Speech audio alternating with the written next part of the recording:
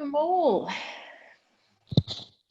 So great to all have you here today. Thank you very, very much for joining us from around Victoria and a few from interstate. So my name's Lucy Weston. I am one of the project managers at the Water Division within the Price Monitoring and Regulation Division at the Essential Services Commission. So once again, thank you all so much for joining the team and I today for our second in our Better Practice Workshop series. I'd like to acknowledge the traditional owners of the lands that we're meeting on today. And for me, I'm speaking from the lands of the Wurundjeri people of the Kulin Nation. So I pay my respects to all elders past, present and emerging. As with previous workshops, we are joined by representatives from water businesses across Victoria, as well as from interstate and some consultancy organisations, so welcome. From the Commission, we're joined by staff from the Water and Energy Divisions, along with the Executive Director of Price Monitoring and Regulation, Marcus Crudden, and our Commission Chairperson, Kate Simons, will be joining us across the various sessions. We've also representatives from EWOF, DELP, and from the Financial Counselling Sector. We're using Zoom today, so I invite you to update your name and include an organisation identifier. We're recording the session to help us capture the key discussion areas from across the day. And the Zoom tools we'll be asking you to use include the raise the hand function, the chat function, and we'll also be using breakout rooms to support the discussion today. Our technical facilitator, Christina Bella, is on hand if you've got any technical questions. And we're also monitoring the water inbox if you need to reach us or reach home. And you can email us there at water@esc.vic.gov.au. It's particularly the case if you find that you drop out and perhaps if you're in the waiting room or having difficulty reconnecting with us. Okay. As I mentioned earlier, this is our second workshop in a series that we developed to help promote better practice support for customers during the coronavirus pandemic. Our first workshop looked at proactive communication, noting how critical it is to promote engagement with customers around any changes in their ability to pay. Today's session is about exploring what collection looks like when supply restrictions and debt collection proceedings are on hold. So we recognise that interaction with customers about payment is critical and that it's in no one's interests when a person accumulates debt to unmanageable levels. We've carried out interviews with all of Victorian water businesses during September, and we noted that nearly all water businesses have refined the wording on notices and scripting of inbound and outbound calls. And this is improving the quality of the interactions that you are having with your customers. At the same time, some of you are observing some increase in aged debt and are asking the question around what does collection look like when collection action, including supply restrictions, are not available. And also in our interviews, we identified the greater prominence given to customer support measures during your discussions on collection. We've seen an uplift in the number of customers on hardship programs, almost 2,000 more compared to April this year. And we're also seeing a step change in customer applications for the utility relief grants. Weekly applications are anywhere between 5 and 8 times the pre-pandemic norm.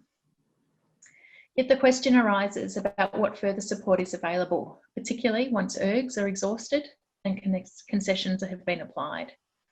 So it is these questions about the changing face of collections and customer support that we hope to help answer today through the use of presentations, discussion and follow-up tools for you to access at a later date.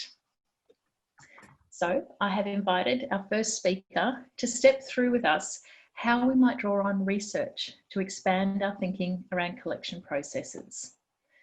Liam Smith is the Director of Behaviour Works, an applied behaviour change research unit based at Monash University. Since its inception, Behaviour Works has grown from 2 staff to over 30 and has delivered over 400 behaviour change research projects for individual or social good across a wide range of industries and sectors. Liam is an active contributor on many committees and advisory bodies, including South East Water's Customer Engagement Council. and also on the board of Inclusive Australia, an organisation made up of some of Australia's largest government and industry groups working collaboratively to identify strategies on how to unite the nation around the principles of diversity and respect. Liam is also on the editorial board of the prestigious journal Public Administration Review. And it was on this journal that the framework that we're going to hear about today, part of the presentation, the Inspire framework, was published. And since COVID, Liam has taken up walking every day with his wife and his dog. So now, before I ask you to start, Liam, I just want to remind people that during the emails that I've sent out about this event, I did suggest that you have on hand your organisation's written communications as a reference for this presentation and for the following breakout session. So, if you do have them, you can put them on another screen, and that will just provide that context piece for today's discussion. And you will have a chance to pose any questions to Liam when we return from the breakout rooms. So Liam, I'll give that up to you whether or not how you want to manage those questions during the course of your presentation. But for the next 20 minutes, I hope you'll help welcome Liam to the floor. I was just checking I could unmute myself. Thanks, Lucy. Thanks for having me along. I'd also like to acknowledge the traditional owners on the land on which we variously meet. For me, it's the Wurundjeri people of the Kulin Nation. I recognise that's not the same for everyone, but to pay my respects to elders past, present and emerging. Also, like to acknowledge and thank the Essential Services Commission for asking me along today, and acknowledge the chairperson, Kate, for attending. Thank you very much. So I'm going to talk a little bit about behavioural insights and how they might help you in your communication. I do have a presentation I'm going to go through, which hopefully you can all see in front of you. If Lucy, perhaps I can see you on the side, you give me the thumbs up to make sure that's all good. Excellent. So I'm going to talk through, I guess, the toolkit that we came up with a few years ago now around how we write better or incorporate behaviour change principles into communication with clientele. I do so in a bit of a knowledge vacuum, or a bit of a vacuum in terms of, or we created this toolkit not in the same situations we're in now. And of course, we are in really, really difficult time at the moment, and one where we are seeing increased levels of people who are struggling on a number of fronts. And so I do want to temper some of my the tools that we talk about at some point to say, well, you might want to think about whether these are appropriate in a COVID context. But we know they work to change behaviour, but whether it's right to make them work is kind of another question. And that's something that we'll grapple with a little bit. I wanted to start by sort of thinking about behaviour change, broadly speaking. To my mind, behaviour change and most of the work that we do either tries to do one of two things. The first is to try and get a big change in a relatively small audience. And I'll talk a little bit more about that in a moment, particularly around some of the tools to use to do that. But also you might think about trying to make a smaller change in a large audience. And most of the behaviour change work we do and most of the things that most organisations do will fit into one of those two categories. It's pretty rare that you get a big change in a big audience, except when something like COVID comes along. So a major external disruption will lead to big changes in big audiences, but it's pretty unusual. And the tools that typically do that are, like I say, some kind of external shock, a new law or policy which can take a long time to go through, or a major incentive scheme that might work as well. But also you clearly have to have political and social capital to implement those sorts of things. So I guess what I'm trying to say is business as usual is one of these two approaches typically. And we think about this, so this is a method, some of you may be familiar with this, and I don't want to dwell on it too long, but this manifests, I guess, very early on in a methodology that we created around how to design or use research to design, deliver and evaluate behaviour change interventions. And right at the start, we think about the problem that we're trying to understand and unpack, and we raise the question of who needs to do what differently right at the end of that sort of exploring phase. So we understand, once we understood a problem, there are lots of tools we use to do that, we kind of make the decision, are we going for a small change in a big or a big in a small? And that dictates one of two paths. So if you see in the middle, we've got that section called deep dive that sort of dips down low. That's typically the processes we go through when we're trying to get a big change in a small audience. But if we're thinking about things that lead to a small change in a large audience, it's typically those generic behavior change tools that we use. And that's what we're going to learn about today in terms of the Inspire. These are tools that you can expect small changes in large audiences, but you won't see wholesale change typically when you employ them. So to just talk a little bit about a big change in small audience, I think one of the really key things to understand here is around, or one of the key steps in this is to understand the question and to answer the question of who needs to do what differently is the question of who. And the who question is best often articulated or understood through some work in around segmentation. And I wanted to give you some idea about the ways that you might segment your audience in terms of how you might deal with collection, collection around fees, and just to get to spark some thinking, particularly if you want to go down that path of big change in a small audience.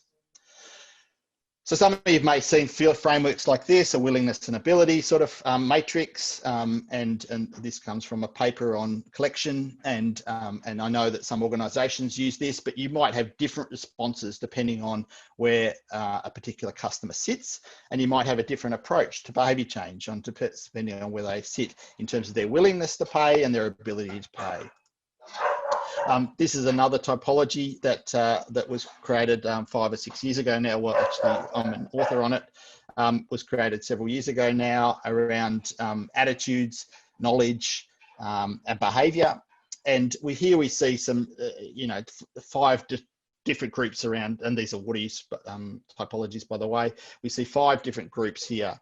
And you can see, particularly at this end of the scale, we've got a group that do a lot of behaviour but don't really care about environmental issues. That's the engaged but cautious.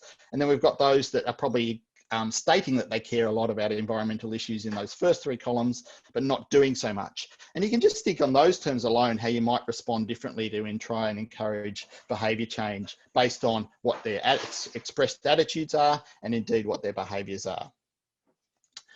Another one, and this one comes from some work in energy that we're doing. This is around some of the barriers that people have to engaging with their utilities and asking for support. And these are some of the issues that we see. I'm not going to dwell on this. It's a far too busy slide, and I typically don't like lots of words in slides, so I'll skip through quite quickly. But nonetheless, you might want to divide your audience on this as well. And I guess the one last comment on segmentation is that typically we see in many contexts, particularly in a regulatory context, but also indeed in the situation where you're trying to encourage some people to pay, is we might get really hung up on those people that are able to pay but unwilling.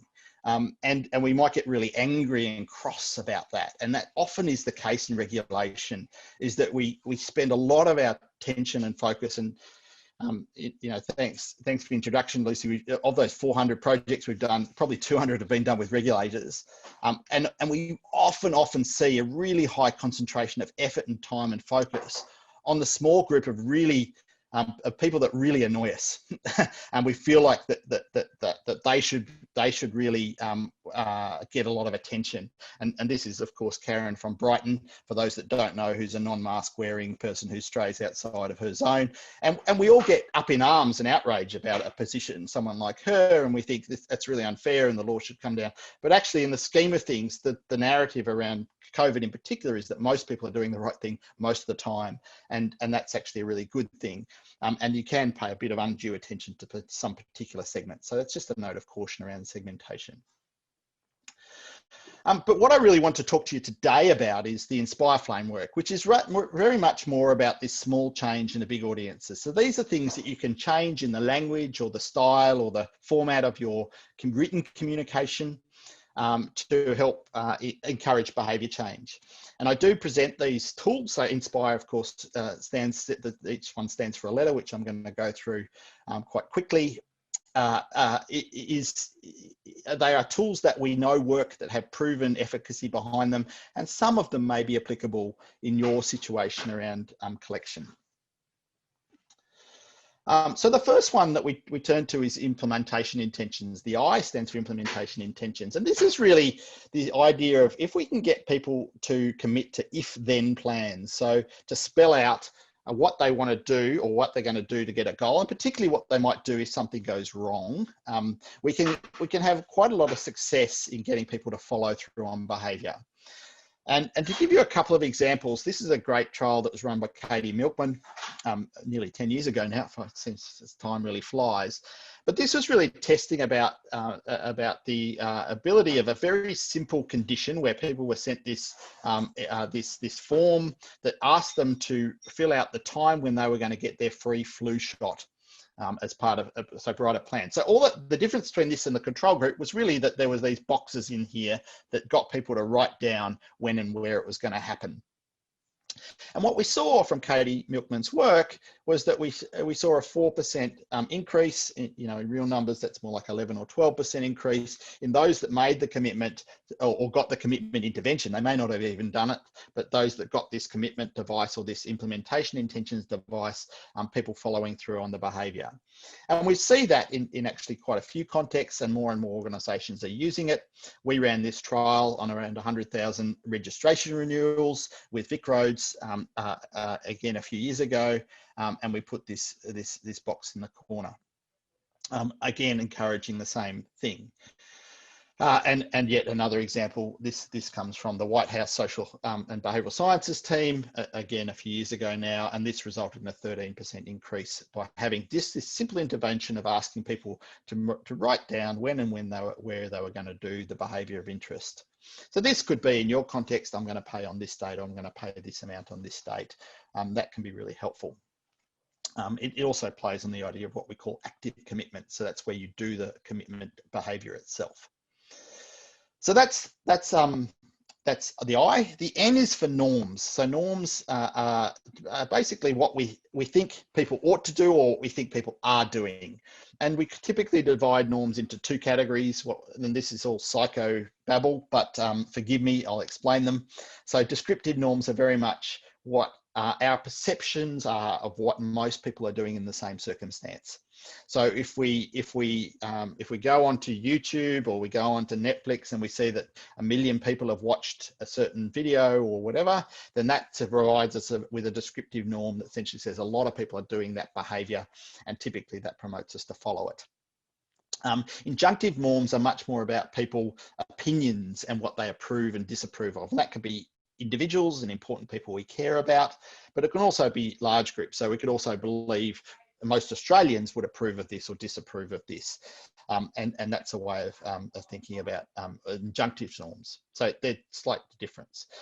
So a use of descriptive norms, which again, back to our registration renewal trial, reveal some of the results of these later on, well, in a minute. We see that we put something like this: the vast majority of Victorians pay their registration on time.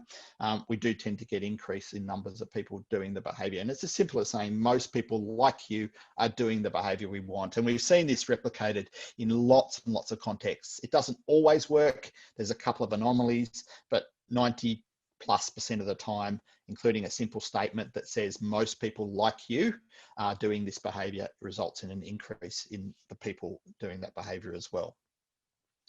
We see this put to great effect with energy companies. So most of you probably know all about what your neighbours use in energy, and very much that's been proven to be effective. A large evaluation was done by Hunter Alcott, again, nearly 10 years ago, and there's been some subsequent ones as well that showed that this results in between a 2 and a 6% reduction in energy consumption. And that's great. But if you are lower than even all neighbours and efficient neighbours, and you're able to put this, what we call an injunctive norm intervention, which is an approval type intervention on the right hand side here that says great, 2 smiley faces, it also keeps you down. So combining descriptive and injunctive norms, so both of those together, can be very effective at the behaviour change you're after. Salience. So this is one that I think we often see in debt collection. So this is about, this is about this idea that we need to draw the attention of people of the people whose behaviour we're trying to change to the thing that we're trying to convey. And there's quite a lot of research around this sort of thing. Just to grab a few of these things, we know that, for example, using red full stop, but also red pay now stamps have proven effectiveness. We ourselves have run a trial with EPA around litter fine collections that showed that was very effective, or at least in a small way, but with a large audience or a relatively large audience. You know, when things are handwritten and they have signatures on them, they tend to be more effective. When we use pictures, they can be more effective. When we use the name, when we use registered post, multiple stamps, even letters in a brown envelope work better than those that aren't. So, so there's lots of this sort of research that just talks about how do we draw your attention to this as being important or something you should read or consider. And so salience is one that there are lots and lots of trials around. Procedural fairness is a really interesting one, and one that I think is really important, particularly in a regulatory context, but I would also argue in the context of debt collection as well. So I think people often feel like they get picked on when they're part of a process like this. And so if you're able to make them feel like they're being treated fairly, then they're much more likely to comply with those requests, particularly when they're treated fairly and with respect by people who they see as legitimate and they value their opinions. I guess that's a little bit of injunctive norms that we talked about before as well. So how do you turn that? This is a letter that we sent. I don't expect you to read this. I'll pull out some bits in a minute, but this is a letter we sent to, this is some work we did with VicRoads again a few years ago, where we're trying to get people who had been reported for being medically unfit to drive to go and see the doctor, which is a really important thing to do. And then you had to submit some paperwork to say, yes, I can drive, you know, if the doctor agreed that you should be able to drive. And so, you know, typically they were sending out these letters, they were getting a certain number of people visiting the doctor, and sending in their paperwork, but a lot of people weren't doing it. And by changes in that letter, we were able to get about a 20% increase in the number of people doing the right thing. And procedural fairness was part of this. So one of the things we did was sort of break this up and answer questions that might be really important. Why are we sending you this letter? We received these reports when we are legally obliged to investigate. Why do we impose suspensions? Without medical reviews, our society would be faced with risks. So these are some of the framing that we go through to make sure that people are aware of the fact of why we do it. And then there's this kind of positioning statement around, we don't want to make things hard for you.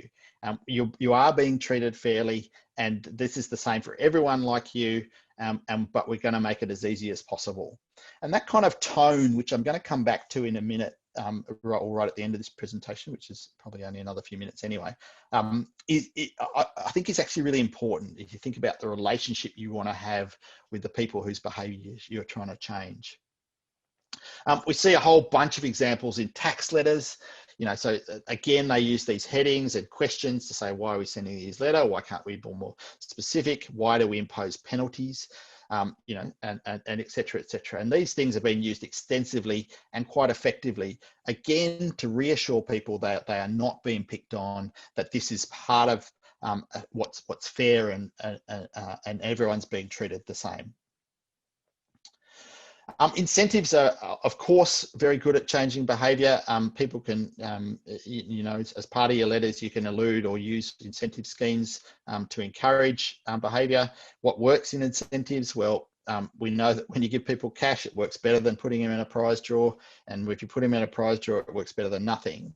But the point really here is if you are interested in getting a response, and this is probably a little less relevant for you, in this situation, but incentives can be an effective tool. It is worth noting there are several backfires as well, and it could be that you use things like, you know, we know that things like prize draws can be actually quite effective at getting really good outcomes. To give you one example of that, like many councils offer people in collection, context, many people offer people tickets into draws in response for paying council tax taxes or rates on time, and they typically bring forward several $1 million worth of payments without necessarily costing a great deal. So the prize can be in my council, it's a balloon trip. So we see that as quite effective. It is important though with incentives that the effect can be very heterogeneous, which basically means different for different people. And to give you an example, this is again back to our VicRoads registration renewal trial. One of the things that we tried in the first trial was to ask people, or was to say you can win a trip in Marysville. That was the incentive we used, and this was not long after the fires, actually probably 3 or 4 years after the fires went through. Clearly it wasn't that attractive, because you see here that actually it was the lowest of all the different things we trialed in terms of its effectiveness in getting people to pay their registration. And another really good example of this comes from the energy sector. I've just seen an analysis in the last month that's looked at the effectiveness of giving people $50 to go on the Vic Energy Compare website. What we found in that was that for most people it had no effect at all on their switching behaviour, and in fact for some people we saw, in particularly low income people, we actually saw the opposite. We saw that they were less likely than without being given the $50 to swap to a different retailer. I can go into some explanations for that in a different time, but that's really interesting that incentives don't always work how you intend them to. And the second last one is around reputation. So this is well known. Again, this is research that date back probably to the 50s, or at least there was a burgeoning of research in the 50s. It probably dates back to the age of philosophers. But we know that reputation can be really influential, and characteristics of the communicator. Sorry, I think someone might not be muted. But yeah, so and reputation, typically, there are people in high authority that we trust. Health educators in particular are a group of people that typically are very high, and we trust them. For some reason, I'm not moving forward. There we go. And also from people who are liked sources. So we like people often that are similar to us, people we find attractive, people who are tall, these sorts of people. And it sounds really crass, but actually there's lots of evidence to show that can be effective. The last principle, and how am I going for time? I think I might just have a couple of minutes left. Yep, okay. The last one is ease, and I think it probably does it injustice to put this at the end. So if we want people to perform a behaviour that's desirable, Richard Thaler, who wrote the book Nudge, says if you can do 10 things, the first 9 should make it as easy as possible for people to do it. And it's surprising how often government in particular, but not only government, get in the way of just making something as easy as possible. And so to think about all the barriers there, including perhaps the ones I put up before around barriers to energy, consulting energy companies around having hardship, think about how we remove as many of those barriers as possible in order to make the behaviour easy. Again, this is this letter that we used there with the people who needed to submit a medical report. Very clear what you need to do. And the second thing is we enclosed the form so they could do it with a reply paid envelope. So there's everything you need is at your fingertips in order to do the behaviour we need you to do. And that's just making it as easy as possible. Again, a 20% increase in that. On ease, the key message near the top, use plain language, headings, lists and tables rather than big slabs of text. Use simple words. There are ways of checking your word readability of text to make sure that people can understand it really easily.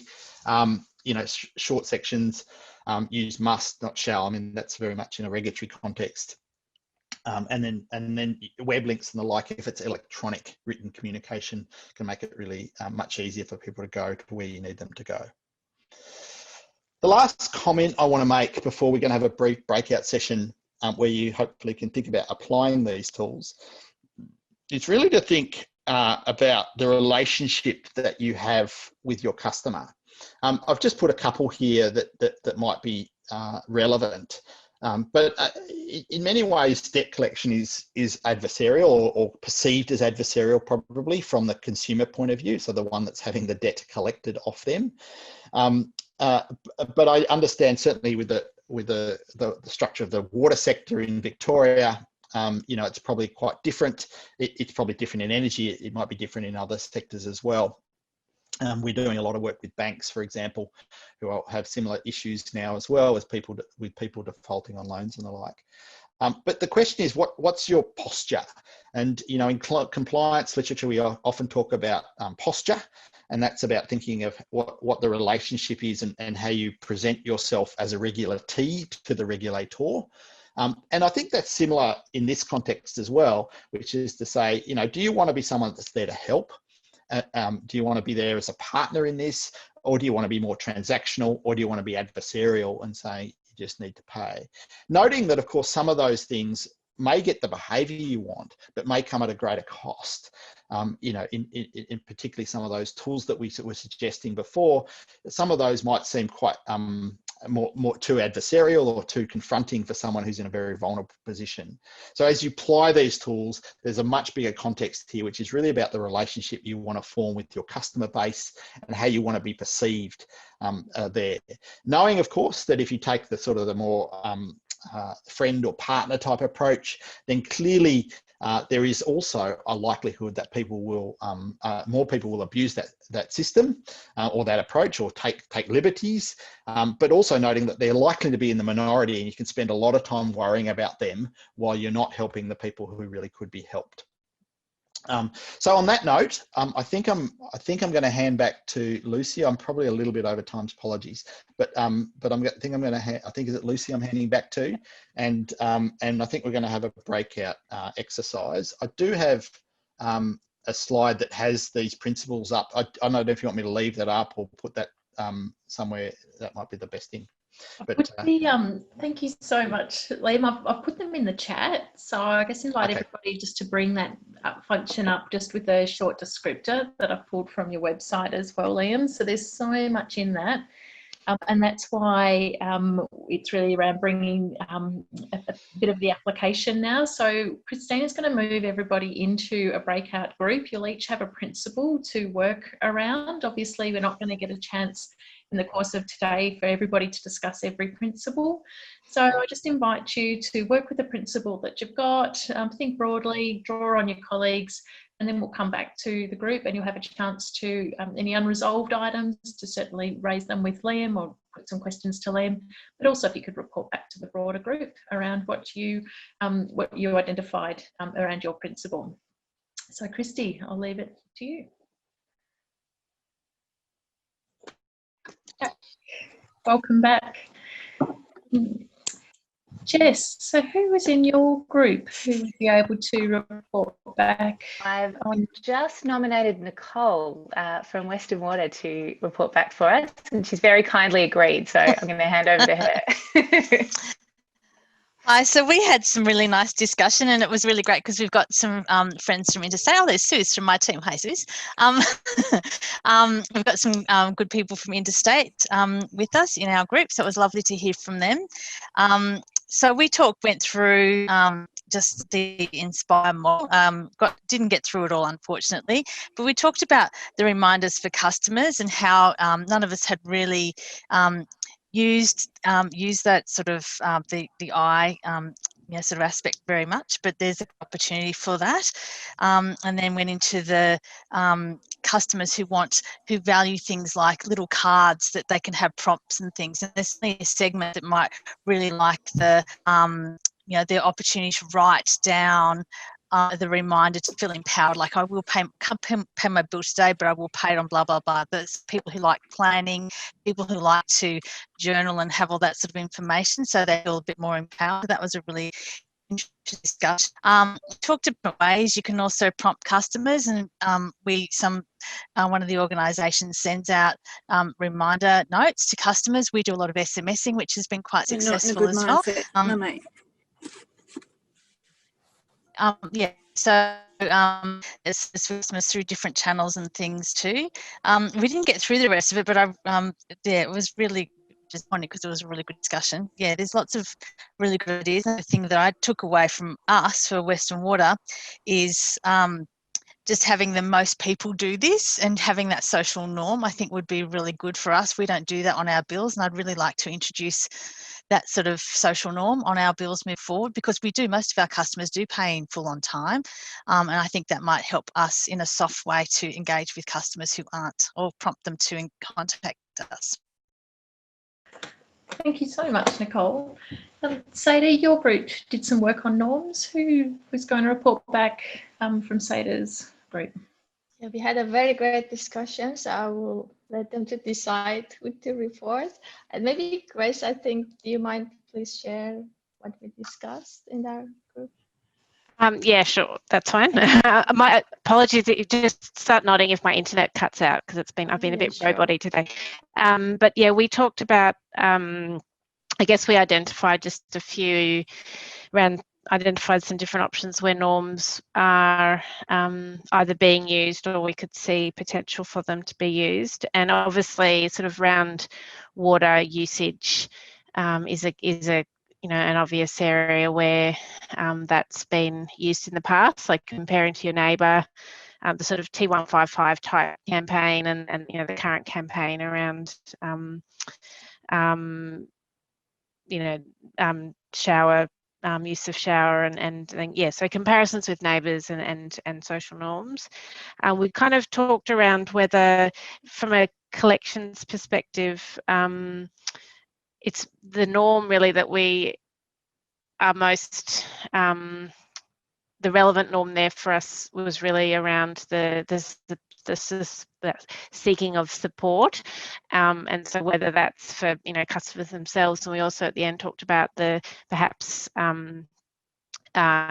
encouraging others or sharing information around support options. So it's all around the norm of normalizing vulnerability and normalizing that conversation to and then actually we also had an idea around this issue of eligible or registering concessions, and that could be one area where you could start to nudge people to say, look, do you know that only X percentage of people have their concessions registered? Let's take action on that. So that might be one area where we could use a descriptive norm. I think that would be to try and nudge that one. I think that's Lucy, you're on mute. So your group was working on. So your group was working on salience. Did you find somebody to? I did, yes. Mikola from Southeast Water graciously volunteered to share the points that we discussed. So Thanks. I really love the alliteration of salience Solange. So we had it kicked off our discussion that way. We talked a lot about how it was important to use as many visuals and colour, importantly splashes of colour, to make things pop out, to really understand that a lot of our customers could be from lower socioeconomic backgrounds or different languages and things. So we really needed to make things as easy as possible and chop out words. East Gippsland had an interesting example that before the national principles were rolled out, they used to issue a formal demand and they used to put it on yellow paper, which made it really jump out, just the colour of the paper itself as opposed to anything that was there. And Yarra had also heard of an example where the documentation showed an arrow of where the customer was in the process. And then we ended up talking a little bit about words and how sometimes it was the prompt rather than the words that got the person to pay. So the softening of words around reminders, a bit like the social norms that we were talking about before. Excellent. Thanks so much, Nicola. Kat, your group was working on procedural justice. Have you got somebody who's able to speak to that? Yeah, Ash Yap volunteered. Thanks, Ash. Hi. Yeah, so procedural fairness. So we spoke about, I guess, debt collection and ensuring that customers get the right support and the right clarity on the debt collection process and what service offerings they have to support those customers. The other things that we spoke about was the ability to engage customers, I guess relaying the information back to the customer so that they can understand and being that trusted advisor. Janine from Northeast Water, she spoke about their customer base. Not only are they impacted by COVID, but they're also impacted by bushfires quite a bit. So there's a lot more than just paying their water bills, such as suicide and losing their homes, and as well as their jobs. So their approach to, I guess, procedural fairness is taking more of a holistic approach to their total customer base and trying to, I guess, put in place a sustainable process. Yep. Then we spoke about the balance between process and outcome versus the taking on the customer's word. So there was a bit of talk around a fair and reasonable approach, and still having that flexibility with customer requests and ensuring that we're also supporting the right customers was kind of a thing that we spoke about. Yeah, that was pretty much it. Thanks, Ash. Dean, your group was talking about incentives. Did you land on somebody who can help share that with us? Yeah, Jess Sager has volunteered to report back. Over to you, Jess. Thanks, Dean. So yeah, we had incentives and difference between monetary and non-monetary incentives. We sort of have all very similar sort of monetary incentives. You know, we have hardship grants, we have payment plans where we, you know, the customer might pay one, we pay one, or customer might pay, so, you know, a year's worth and we pay one. So there's pretty similar in that incentive for the monetary. We do have, like, you know, there's some sticks out there as well around, like, you know, interest rates. The one thing that we did talk around was how non-monetary incentives around payment extensions and payment plans where there isn't an additional payment, but also how we can expand that to encompass the broader customers who are experiencing hardship at the moment. You know, in COVID, we've got customers experiencing financial hardship for the first time, and also customers that we never thought would be experiencing financial hardship. So I guess sort of what different levers we can use, either around bill messaging or other kinds of messaging, like, you know, where your money goes type messaging, to try and incentivize people to pay. We did talk a bit about pay on time discounts and direct debit discounts, as I think it was Western Water had a few questions about, you know, are we able to have those as well? So yeah, that's where we got to. Thank you. Patrice, your group was working on reputation and credibility. Is there somebody who can share on that? Yes, I put Hannah Cook on the spot, so up to you, Hannah, if you can share with us. We were looking at reputation and credibility, and we definitely saw that there was probably some